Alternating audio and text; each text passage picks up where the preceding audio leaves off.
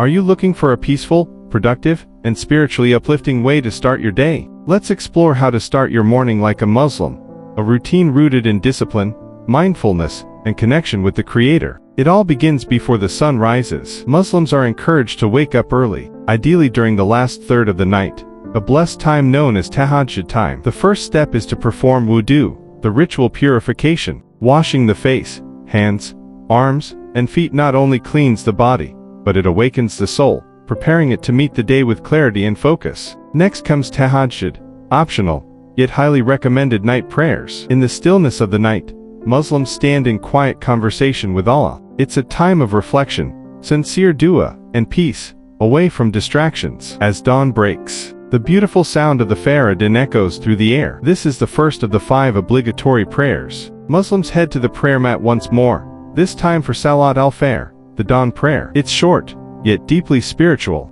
and sets the tone for the entire day. After Fajr, many Muslims spend time in Dhikr, remembrance of Allah, reciting phrases like Subhanallah, glory be to God, Alhamdulillah, all praise is due to God, and Allahu Akbar, God is the greatest. This is often followed by reading or listening to the Qur'an, even if it's just a few verses. Next comes taking care of the body. A healthy breakfast, some light exercise, and hydration are all part of a Sunnah-inspired lifestyle. The Prophet Muhammad, peace be upon him, encouraged moderation and taking care of the body as a trust from Allah. Before diving into your work, take a moment to make a clear intention. In Islam, even mundane actions can become acts of worship, when done with the right purpose. Say, Bismillah, in the name of Allah, and begin your day with clarity and barakah. A Muslim morning isn't just about habits, it's about alignment, mind, body, and soul. By starting your day connected to your faith, you gain more than productivity, you gain peace, purpose, and presence. Indeed,